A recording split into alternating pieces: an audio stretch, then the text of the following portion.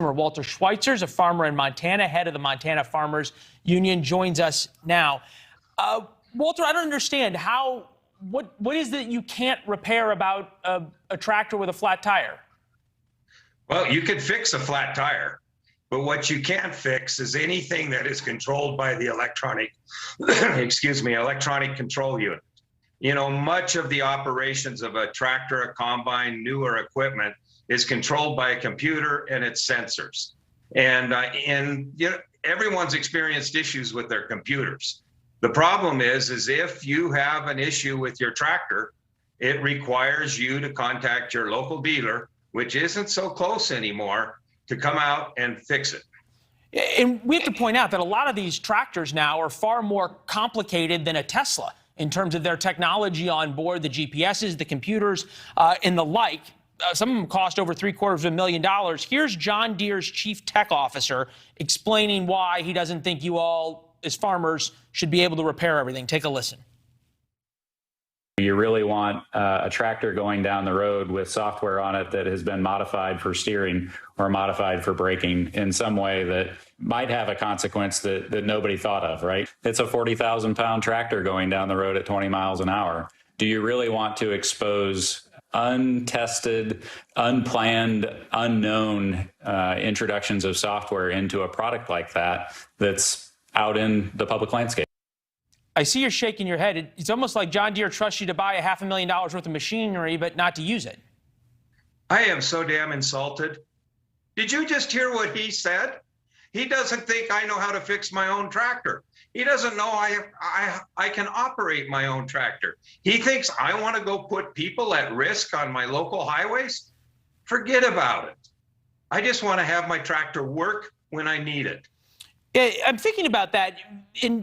What's the issue here? Because if the dealership comes out and fixes, obviously it costs a lot more, but are there, during harvest time when everybody's using their tractors, are there enough repair people?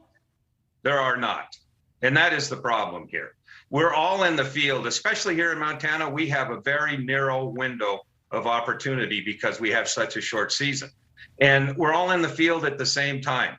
And, you know, equipment, it doesn't really break down until you start using it. And then it breaks down. And, you know, when you've got a thunderstorm rolling in that could take out your whole crop and you're sitting on your hands waiting for a dealer to come out and fix it. No, you don't want to know what the real problem is here, is that John Deere has to compete with other equipment manufacturers to sell a piece of equipment. But once they sell that piece of equipment, they don't have to compete to fix it. That's why they're fighting. Right, and then they have you guys hostage to it. Exactly. We're held hostage to them to get our own piece of equipment fixed. Yeah, no, as we said, these things aren't cheap. You know, $600,000, $700,000, $800,000 a year to buy, and then the repair costs. John Deere fully supports our customers' need to maintain and repair their Deere equipment, providing easy access to detailed product information, spare parts, software needed for owners to repair their machines, including diagnostic tools and remote access to technicians for long-distance help. I think you probably are going to shake your head at that too. The question would be, short of some kind of law, is there anything you can do?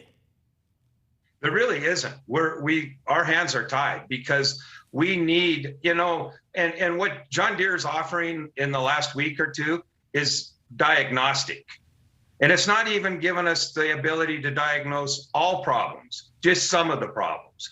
But it's not giving us any access to repair the problem. You know, if you replace a computer sensor on your tractor, you need to pair that sensor to the electronic control unit. And John Deere is not sharing the software with farmers and ranchers to be able to pair that sensor. So you still need a dealer tech to come out and fix it. You know what's really frustrating is that there's even some repairs that John Deere doesn't even trust the dealer techs.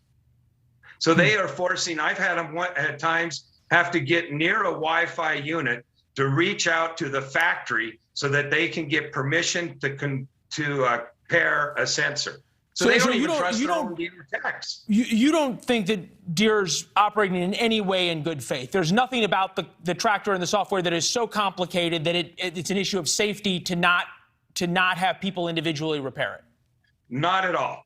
Not at all. So next question: If this continues, short of legislation, farmers are getting pinched in a way they've never really gotten pinched before. At least that's been our reporting so far. I see you breathing, kind of thinking about what's happening. Where does this go from here, and why hasn't this been fixed in Washington yet?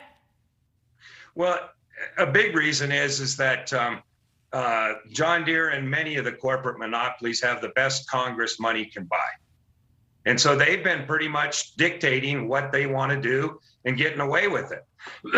But we have a different White House. And President Biden last July announced 72 executive orders that were addressing anti-competitive practices by these corporate monopolies. And he instructed his FTC to write the rules to give farmers the right to repair their own equipment.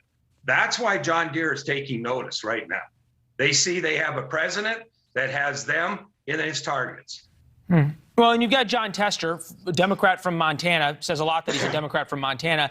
Agricultural Right to Repair Act that would guarantee farmers the right to repair their own equipment and end the current restrictions in the repair market. Is that enough? And as you can tell, has there been a lot of opposition to it? There has been a lot of opposition to it. And but, you know, Senator Tester, he's a farmer. He's experienced this problem himself personally. He knows how frustrating it is to spend $500,000 on a tractor and have it sit like a paperweight in the field, not able to do anything while you're waiting for a dealer tech to come out and fix it. To most of us, you know, if your car needs to go in for service, you take it into the dealership. And if you're inconvenienced for a couple of days, so be it. And it's not fun, but you take Uber.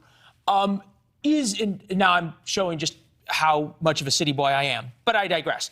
If you're in the fields and your tractor goes down for a day or two, are we to believe that that really changes the economics for you? And therefore, if it's a big enough farm, or it happens to a few farmers, for the rest of all of us, that we should actually care about this problem?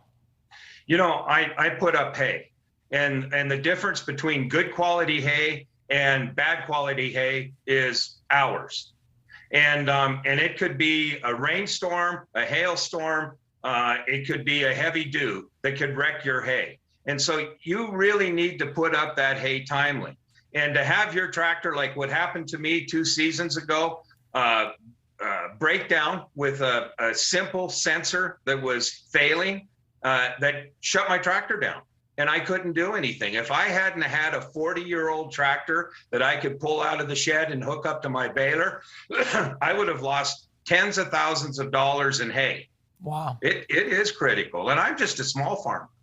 Well, Walter, you may be a small farmer, but you are a great advocate for them. And I think over the coming weeks and months, farming is going to take on a much larger role in the American conversation than we all understand. And we're going to have you back to talk about it. You're a good advocate. Yeah, and thank you for doing this story. It's critically important, and everyone needs to know about it. Well, we're being taken advantage of, and we need to stop it. Thanks for watching. Click the red subscribe button below so you can get more of NewsNation's fact-driven, unbiased coverage.